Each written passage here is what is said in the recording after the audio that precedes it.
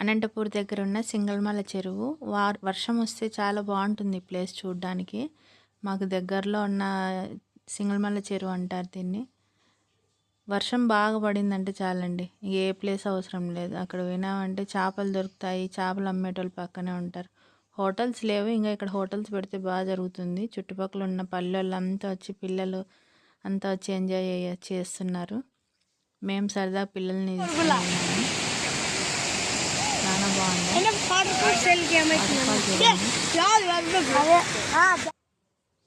నా మీద వాటర్ చల్లుతున్నారు పిల్లలు. వీడియో తీస్తున్నాడు.